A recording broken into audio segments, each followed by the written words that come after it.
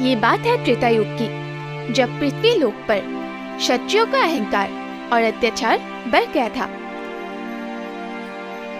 स्वामी, ये क्या है? ये क्षत्रिय तो निरंतर निर्बलों पर अत्याचार कर रहे हैं। देवी लक्ष्मी, क्षत्रियों का धर्म है सबकी रक्षा करना, ना कि किसी निर्बल पर अपना अधिकार जमाना। अहंकारवश ये अपने कर्तव्यों को भूल बैठे हैं, तो फिर उनके अहंकार को तोड़ने हेतु कुछ कीजिए स्वामी। उधर धरती लोक पर ऋषि जमदग्नि और उनकी पत्नी देवी रेणुका संतान प्राप्ति हेतु पुत्रेष्टि यज्ञ का अनुष्ठान कर रहे थे। महर्षि जमदग्नि, देवी रेणुका, आपका एक वीर और तेजस्वी पुत्र होगा। तथास्तु। देवी, धरती पर मेरे छठे अवतार धारण करने का समय आ चुका है। और फिर वैशाख के शुक्ल पक्ष की तृतीया में नारायण ने ऋषि जमदग्नि और देवी रेणुका के पुत्र के रूप में जन्म लिया। उसी दिन को अक्षय तृतीया भी कहा जाता है। अपने पुत्र को पाकर दोनों बहुत खुश हुए और उन्होंने अपने पुत्र का नाम राम रखा। राम बाल्यकाल से ही बहुत ही तेजस्वी और पराक्रमी था, परंतु ब्राह्मण पुत्र होते हुए भी उनका आचरण बिल्कुल एक क्षत्रिय की तरह था। उन्होंने अपनी शिक्षा दीक्षा विश्वामित्र और ऋषि ऋषिक से ली। उन्होंने किशोर अवस्था आते आते अस्त्र शस्त्र की विद्या प्राप्त करने हेतु महादेव की घोर तपस्या की। ओम नमः शिवाय। और उनकी तपस्या से प्रसन्न होकर महादेव ने उन्हें अस्त्र शस्त्र की विद्या प्रदान की, जिस कारण वे युद्ध में संपूर्ण रूप से पारंगत हो चुके थे। पुत्र राम, मैं तुम्हें शिष्य के रूप में पाकर अति प्रसन्न हुआ। जिस धैर्य और लगन से तुमने मुझसे विद्या ग्रहण की, इससे मैं अत्यधिक प्रभावित हुआ। इसलिए मैं तुम्हें यह परशु प्रदान करता हूँ। और महादेव के दिए हुए परशु अर्थात फरसे के कारण राम परशुराम कहलाए। पिता जमदग्नि की हत्या और परशुराम का प्रतिशोध। लेकिन आखिर भगवान परशुराम को 21 बार क्षत्रियों का संहार क्यों करना पड़ा?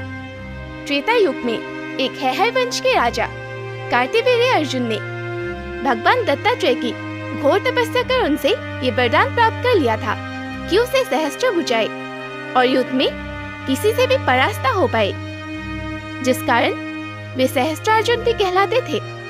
एक बार वह वन में शिकार करने गए हुए थे और संयोग से वह भगवान परशुराम के पिता महर्षि जमदग्नि के आश्रम आ पहुँचे और वहाँ विश्राम के लिए रुके।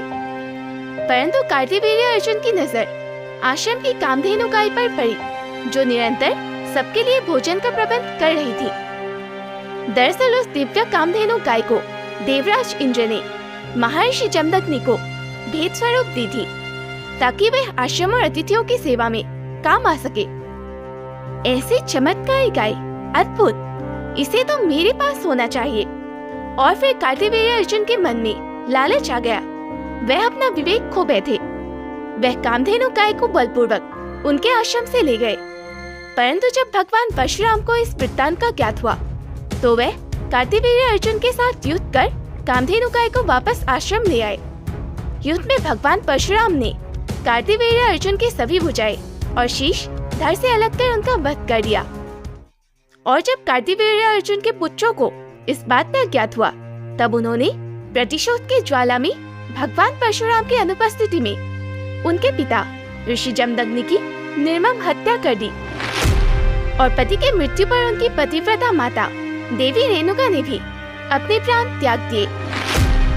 जब यह सारा वृत्तांत भगवान परशुराम को पता चला, तब वे अत्यंत दुखी और क्रोधित हुए और इसी के चलते उन्होंने कार्तिवीर्य अर्जुन के पुत्रों के साथ 21 बार युद्ध करते हुए पृथ्वी से हैहर वंश के सभी क्षत्रिय राजाओं का संहार कर दिया।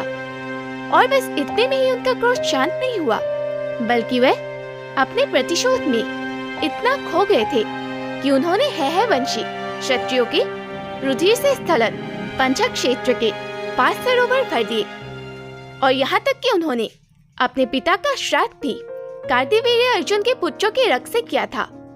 कहा जाता है कि अंत में महर्षि ऋषिक ने प्रकट होकर उन्हें ऐसा घोर कृत्य करने से रोका था और अपने इस कृत्य के पश्चात भगवान परशुराम को बहुत ज्यादा ग्लानि हुई थी।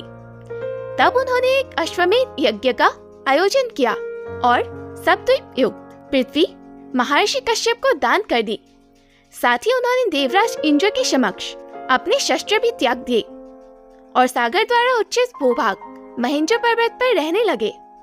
अष्टचिरंजीवियों में से एक भगवान परशुराम न केवल भगवान विष्णु के अवतार बल्कि वे अष्टचिरंजीवियों में से एक है। कहा जाता है कि वे आज कलयुग में भी जीवित है और आने वाले भगवान विष्णु के अवतार कल्कि के गुरु बन उनका मार्गदर्शन करेंगे। साथ ही त्रेता युग और द्वापर युग में भी उनका उल्लेख कई प्रसंगों में मिलता है। कहा जाता है कि त्रेता युग में जब सीता स्वयंवर में श्री राम ने परशुराम जी का शिव धनुष तोड़ा तब वे क्रोधित होकर सभा में पहुंच गए थे, परंतु जब उन्हें श्री राम के विष्णु अवतार होने का एहसास हुआ तब वे शांत हुए। साथ ही द्वापर युग में उन्होंने कई योद्धाओं जैसे पितामह भीष्म, कर्ण और द्रोणाचार्य को दीक्षा दी थी। बैसाख मास के शुक्ल पक्ष की तृतीया के दिन भगवान परशुराम का जन्म हुआ था और उसी दिन अक्षय तृतीया भी मनाया जाता है, जो कि बहुत ही शुभ माना जाता है। इस दिन किए गए किसी भी मंगल कार्य या कोई भी वस्तु की खरीदारी बहुत ही शुभ और सफल माना जाता है।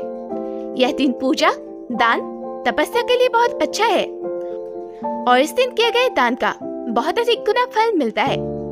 इस दिन से किसी भी कार्य का आरंभ करने पर उसका हजारों गुना फल मिलता है। तो यह थी अक्षय तृतीया और भगवान परशुराम की कथा। ऐसे ही धार्मिक और पौराणिक कथाओं के लिए चैनल को सब्सक्राइब जरूर करें। मिलते हैं अगले एपिसोड में। हर हर महादेव।